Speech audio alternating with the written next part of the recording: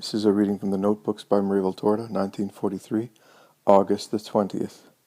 Jesus says, "If one were to observe closely what has been going on for some time, and especially since the beginning of this century, preceding the conclusion of the second millennium, one ought to think that the 7 seals have been opened. Never before, as at present, have I gone into action to return among you with my word, to gather together the multitudes of my chosen ones, so as to set out with them and my angels to do battle against the hidden forces working to bore open the gates of the abyss for mankind.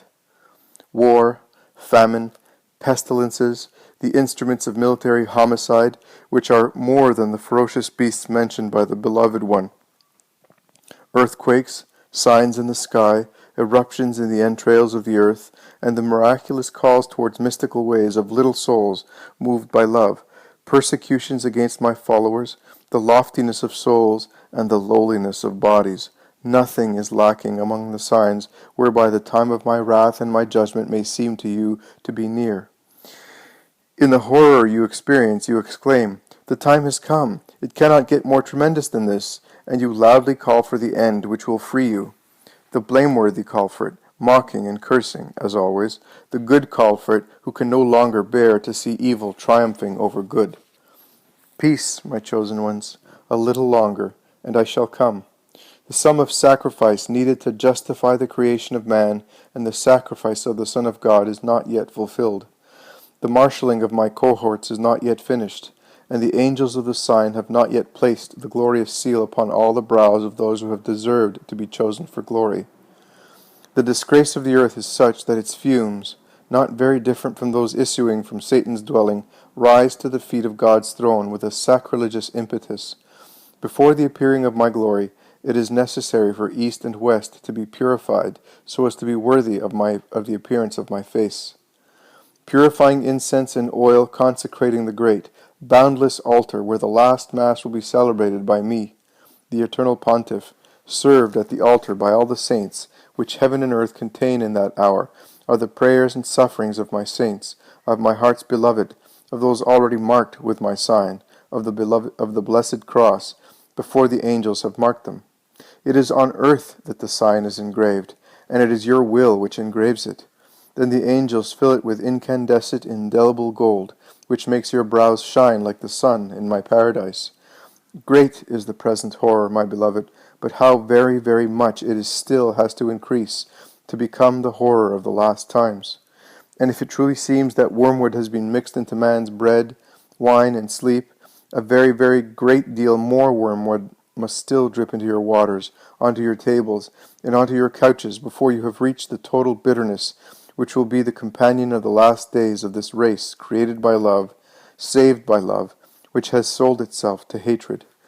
For if Cain went roaming over the earth because he had shed innocent blood, though still blood contaminated by original sin, and found no one to deliver him from the torment of the memory, for God's sign was upon him for his punishment, and he begot in bitterness, and in bitterness lived, and saw others live, and in bitterness died, what is the race of man to suffer, which in fact shed and sheds the most innocent blood which has saved it? Go right on thinking, then, that these are the warning signs, but it is not yet the hour. There are forerunners of the one I said could be called negation, evil incarnate, horror, sacrilege, the son of Satan, vengeance, and destruction, and I could go on giving him names, designating him clearly and fearfully, but he is not yet present.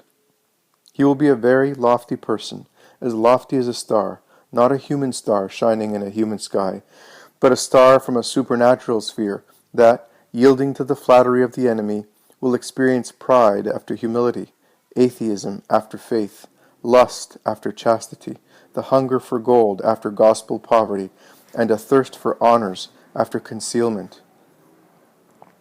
To see a star plummet from the firmament is less fearful than to see this creature, already chosen, plunge into the coils of Satan. This creature will copy the sin of his elective father, Lucifer, out of pride, became the accursed and dark one. The Antichrist, out of pride of an hour, will become the accursed and dark one after having been a star in my army. As a reward for his denial, which will shake the heavens with a shudder of horror, and make the pillars of my church tremble in the dismay his fall will occasion, he will obtain the complete assistance of Satan, who will give him the keys to the pit of the abyss in order for him to open it. But let him open it altogether, so that the instruments of horror will come out which Satan has concocted over millennia to lead men to complete despair, in such a way that they will invoke Satan as king by themselves and run after the Antichrist, the only one who will be able to open wide the gates of the abyss to make the king of the abyss come out, just as the Christ opened the gates of the heavens to make grace and forgiveness come out, which make men similar to God and kings of an eternal kingdom, in which I am the King of kings. As the Father has given me all power, so Satan will give him all power, and especially all power for seduction, to drag after him the weak and those corrupted by the fevers of ambitions, as he, their chief, is. But in his unbridled ambition, he will still find Satan's supernatural aids to be too scanty, and he will seek additional aid in the enemies of Christ, who, armed with increasingly deadly weapons, which their lust for evil led them to create, to sow despair in the masses, will help him until God pronounces his enough, and burns them to ashes with the splendor of his appearance. Footnote. On a typed copy, the writer noted in pencil, defeat of the Antichrist, but not the universal judgment. There has been too much speculation over the centuries, and not out of a good thirst and honest desire to remedy the insistent evil, but rather only out of futile curiosity, regarding what John says in chapter 10 of the Apocalypse. But you should know, Maria, that I allow what may be useful to know to be known, and conceal what I find to be useful for you not to know. You are too weak, poor children of mine, to know the proper names of the apocalyptic 7 thunders. My angel said to John, seal what the 7 thunders have said, and do not write it down. I say that it is not yet time for what is sealed to be opened, and if John did not write it down, I will not say it. Besides, it is not your lot to taste that horror, and therefore it only remains for you to pray for those who will have to undergo it, that strength will not fail in them, and they will not come to form part of the mob of those who, under the lash of the scourge, will not experience repentance, and will curse God instead of imploring his help.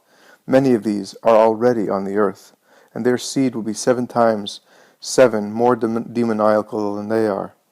I, not my angel, I myself swear that when the thunder of the 7th trumpet is finished, and the horror of the 7th scourge is fulfilled. Footnote. As above, the writer notes the 7 thunders correspond to the 7 plagues described further on August the 22nd. Without the race of Adam recognizing Christ as King, Lord, Redeemer, and God, and with the invocation of his mercy, his name, in which there is salvation, I, by my name and by my nature, swear that I shall halt that instant in eternity. Time will cease, and the judgment will begin. The judgment eternally separating good from evil after millennia of coexistence on earth. Footnote. As above, the writer notes, when he speaks here, he is referring to the time of peace which will precede the end, the time in which the last selection will begin during the final manifestation of Christ the King, whom many will not want to follow. The mystery of God is fulfilled immediately afterwards, but there is uncertainty in the reading of the note. God will return to the fount from which it came. Evil will fall to the place to which it was previously cast down at the moment of Lucifer's rebellion, and from which it emerged to disturb the weakness of Adam in the seduction of the senses and of pride. Then the mystery of God will be fulfilled. Then you will know God. Every man on earth, from Adam to the last man born, gathered together like grains of sand on the dune of the eternal beach, will see God the Lord, Creator, Judge, and King. Yes, you will see this God whom you have loved, cursed, followed, mocked, blessed, insulted, served, and escaped from. You will see him. You will then know how much he deserved your love, and how meritorious it was to serve him. Oh, the joy of those who have consumed themselves in loving and obeying him.